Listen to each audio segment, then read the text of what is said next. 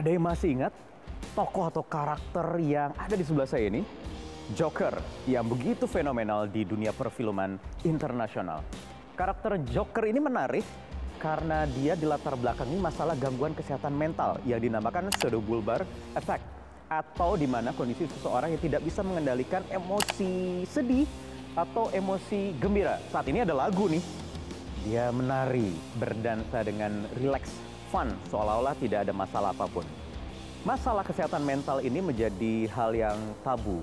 Mungkin di sekitar kita masih banyak yang belum mengakui kalau ada gangguan mental, termasuk depresi ringan atau apapun.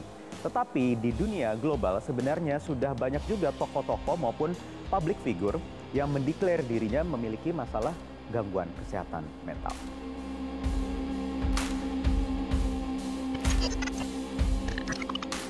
Masalah kesehatan mental menjadi perhatian besar bagi Badan Kesehatan Dunia atau WHO. Karena menurut WHO, kesehatan badan itu tidak hanya ditentukan oleh kesehatan fisik atau penyakit fisik, terbebas dari penyakit fisik saja, tetapi juga masalah psikis atau mental. WHO mencatat di tahun 2020 ini, penyakit depresi itu menempati posisi kedua dari 10 besar penyakit, baik penyakit yang menular maupun tidak menular.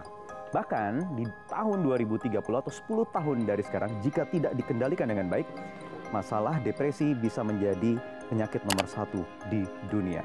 Bagaimana dengan di Indonesia? Ternyata di Indonesia ada sekitar 6,1% penduduk berusia 15 tahun ke atas atau sekitar 11 juta jiwa yang mengalami gangguan kesehatan mental atau depresi. Ini tentu harus ditanggulangi karena ini akan membawa dampak buruk bagi kehidupan pribadi, sosial, bahkan bisa berujung kepada bunuh diri. Ya, kita tentu tidak bisa menutup mata karena depresi bisa terjadi di segala rentang usia, dari anak-anak, remaja, kemudian sampai dewasa. Saya ingin mengajak ngobrol rekan saya yang pernah mengalami depresi berat, bahkan sempat berniat untuk bunuh diri. Sekarang menjadi penyintas depresi yang sudah bisa memberikan motivasi ke orang-orang lain agar bisa keluar dari masalah kesehatan mental. Ada Regis Mahdi yang sudah bergabung bersama saya. Mas Regis, apa kabar? Halo Mas Wahyu, kabar baik. Oke, Mas Regis, bisa diceritakan tidak pengalaman Mas Regis saat itu mengalami depresi berat? Bahkan kalau tidak salah dari masa kanak-kanak ya? Iya, benar. Dari anak-anak ke remaja awal ya, karena dulu mungkin saya nggak punya banyak teman dekat, dibully juga, nggak gitu dengan keluarga, jadi dari umur 12 tahun itu sudah merasakan sedih setiap hari, nggak tahu rasanya bahagia. Jadi sekarang saya usianya 28 tahun dan saya baru tahu rasanya bahagia itu ketika saya menjalankan terapi psikologi selama 4 tahun, dari mulai tahun 2014-an kali ya, saya mulai terapi psikologi. Jadi sekarang usia 28, baru merasakan rasa bahagia itu di usia kurang lebih 23-24. Iya, benar sekali. Apa yang terjadi selama 24 tahun ke belakang? Karena tadi ya banyak merasa tekanan, masa remaja kan masa yang penuh storm and stress, sulit berteman, sulit berkomunikasi dengan keluarga, merasa berbeda. Dan saya yakin juga di luar faktor sosial, namanya penyakit, sama seperti penyakit fisik, ada faktor genetik juga, itu pasti juga. Jadi ada banyak faktor psikologis. Saya juga memang orang yang mudah cemas, mudah merasa sedih dan melo. Jadi kombinasi itu memperkuat saya untuk mengalami depresi. Pernah terpikir untuk melakukan bunuh diri? Itu ceritanya gimana? Iya, sempat. Tapi itu bukan proses yang instan ya. Jadi waktu saya mungkin usia SMA gitu, saya punya pikiran, kayaknya loncat ke jurang enak ya. Baru sampai situ saja gitu. Lama-lama saya nggak pengen bangun dari tidur gitu. Saya pengen besok udah lupa aja, saya nggak ada dunia. Tapi ketika depresi saya makin berat, saya usia 20-an, akhir-akhir kuliah, terus saya lanjut S2, saya di Inggris. saya makin merasa kesepian, makin depresi makin berat. Akhirnya saya punya rencana yang konkret tuh, step by step untuk percobaan bunuh diri. Apa yang kemudian menyebabkan atau membuat pikiran untuk bunuh diri itu akhirnya sirna, hilang, gagal? Banyak sih hal yang saya lakukan ya. Pertama, saya tetap konsultasi dengan psikolog, mungkin kalau di total udah sampai 50 kali. Yang kedua, farmakoterapi, saya minum obat antidepresan kurang lebih 6-8 bulan waktu itu. Yang ketiga, saya coba berikan makna ke hidup saya. Yang keempat, perbaiki pola hubungan dengan keluarga dan orang-orang terdekat. Kemudian yang kelima, hidup sehat. Yang keenam, saya latihan mindfulness atau meditasi. Jadi ketika pikiran bunuh diri datang, saya sadar bahwa itu hanya pikiran, itu tidak akan mengambil alih diri saya. Jadi in between ya, antara ingin melakukan aksi bunuh diri, tetapi di sisi lain sadar juga saya harus bisa cari solusinya gitu. Iya, benar. Terima kasih penyintas depresi Regis Mahdi atas waktunya di 15 Minutes. Kesehatan jiwa, terutama gangguan mental, menjadi isu besar terhadap aksi bunuh diri. Di dunia, ada 450 juta orang yang mengalami gangguan kejiwaan. Dan 1 juta diantaranya melakukan aksi bunuh diri setiap tahunnya. Di Indonesia, kita menempati ranking ke-159 dari 183 negara dengan angka aksi bunuh diri yang tinggi. Dan itu nampaknya hanya fenomena gunung es saja, karena kenyataannya yang tidak terekam dari data-data yang tadi saya sebutkan. Ya, lantas apa yang bisa kita lakukan untuk mencegah makin banyaknya aksi bunuh diri yang disebabkan oleh kesehatan mental yang terganggu? Saya ingin tanyakan kepada teman saya, Dr. Andri, seorang psikiater. Halo Dr. Andri, saya ingin tanya, bisa tidak secara kasat mata atau mungkin dengan screening tertentu kita bisa mengetahui seseorang mengalami gangguan kesehatan, ciri-cirinya? Kalau secara kesehatan mental, kita melihat secara kasat mata, orang yang mengalami depresi itu biasanya keluhannya itu ada 2 yang utama. Yang pertama adalah dia mengalami mood yang menurun atau suasana perasaan hati yang menurun, atau kita bilangnya sedih ya. Dan itu berlangsung selama 2 minggu berturut-turut disertai rasa putus asa. Jadi kalau misalnya ada masalah dalam kedua hal tersebut, maka orang ini dianggap mengalami depresi. Apa yang bisa kita lakukan untuk mencegah seseorang yang mengalami kesehatan mental agar tidak semakin buruk lagi? Oke, kalau apa yang bisa dilakukan untuk kita sebagai awam ya, untuk mencegah depresi lebih buruk lagi, sebenarnya segeralah mencari pertolongan. Memang tidak mudah karena stigma di masyarakat yang menganggap bahwa orang yang mengalami depresi ini cuma cari perhatian. Padahal sebenarnya depresi merupakan kondisi gangguan medis ya. Jadi bisa diperbaiki, bisa disembuhkan ya, bisa distabilkan. Tapi kadang-kadang butuh waktu lama ya. Bahkan ada fase maintenance namanya. Fase maintenance ini orang bisa makan obat dalam waktu tertentu, misalnya 2-3 tahun untuk mencegah depresinya kambuh kembali. Apa kemudian langkah paling awal yang bisa kita lakukan untuk membantu seseorang agar bisa keluar dari gangguan kesehatan mental? Apa yang bisa kita lakukan sebenarnya, bagaimana kita bisa berempati itu terhadap orang yang mengalami depresi. Seringkali kita ini tidak berempati ya. Jadi kalau ada orang yang mengeluhkan perasaan pikirannya terganggu, kita langsung judge gitu orang itu, kamu tuh mungkin kurang ibadahnya, kamu kurang imannya, ayo kamu berdoa gitu. Nah, ada kondisi-kondisi tertentu yang membuat orang jadi malas bicara lebih jauh lagi terkait kalau misalnya dia mendapat tanggapan seperti ini.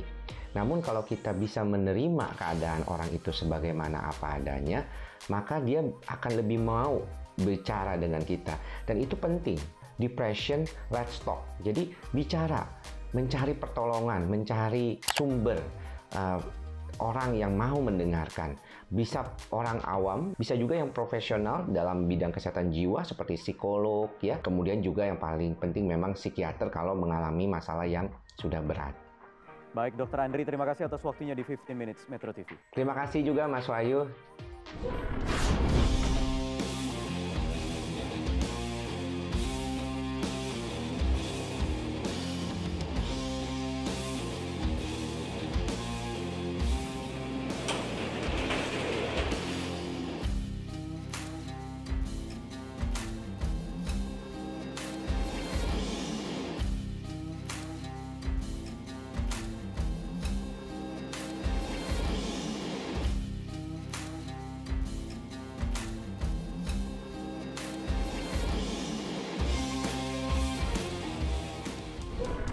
Data Perhimpunan Dokter Spesialis Jiwa Indonesia mencatat ada 64,3% dari total 1.522 orang responden yang mengalami kecemasan atau depresi akibat pandemi COVID-19.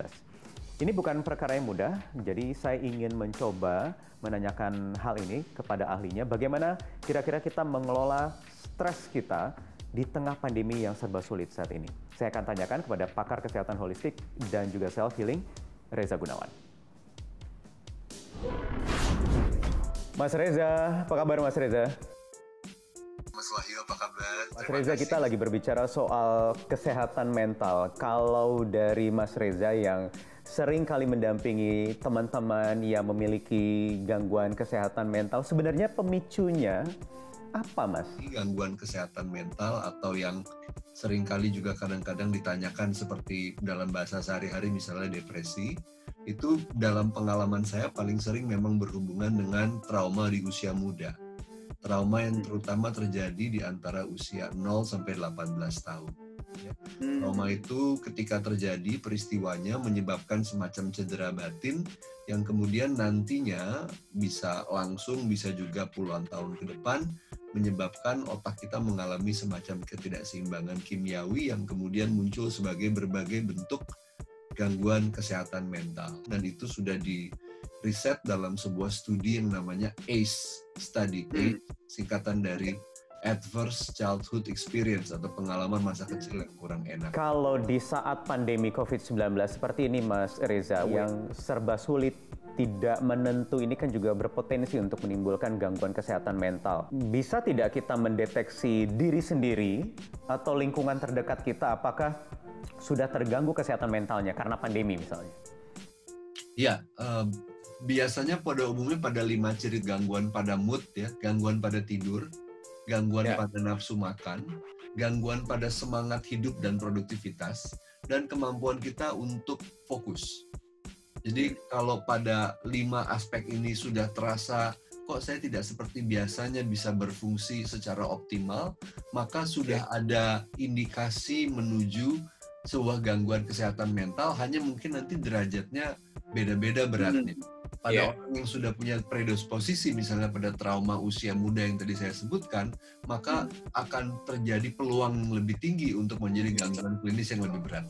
Nah, untuk kalau menyembuhkan Mas, kalau selama ini kan kita itu paling sering dengar begini, supaya kita tidak stres, ya coba cari sesuatu yang membuat kita senang, fun, hobi, apapun itu. Benar nggak Mas? Mengalihkan perhatian itu benar atau tidak? Menurut saya bukan ide yang bagus, karena mengalihkan perhatian pada hal yang menyenangkan, meskipun akan menggeser mood kita sementara, ketika kegiatan peralihannya selesai, kita akan balik lagi ke kondisi yang sama. Saran saya mungkin kalau terutama dalam kondisi pandemi ini ada sekitar 3 atau 4 tips ya. Pertama, batasi konsumsi informasi yang terkait dengan pandemi. Lalu yang kedua, belajar connect keluar, yaitu dengan ke alam. Lalu yang ketiga, gerak tubuh akan sangat membantu, karena pada tubuh yang sirkulasinya kurang bagus akan lebih tinggi kemungkinannya untuk kemudian terjadi semacam, bahasa mudahnya mungkin tersumbatnya energi, tersumbatnya kreativitas, tersumbatnya kemampuan berpikir jernih, dan juga tersumbatnya emosi. Terakhir mungkin yang paling penting buat saya adalah belajar self-healing. Ada banyak jenis teknik self-healing, di mana kita bisa melatih untuk merawat diri sendiri, sehingga kita tidak senantiasa bergantung pada orang lain untuk memelihara kesehatan lahir dan batin kita.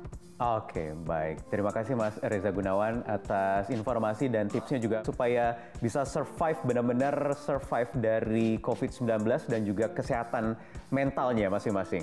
Sekali lagi terima kasih sudah bergabung di 15 Minutes. Gangguan kesehatan mental bisa melanda siapa saja. Bisa melanda orang terdekat kita, atau bahkan bisa melanda diri kita sendiri. Itulah betapa pentingnya kesehatan mental untuk kita jaga. Karena sesungguhnya kesehatan mental lah harta yang paling layak untuk dirawat. Saya Wahyu Wibowo, kita berjumpa lagi di 15 Minutes berikutnya. Metro TV, knowledge to elevate.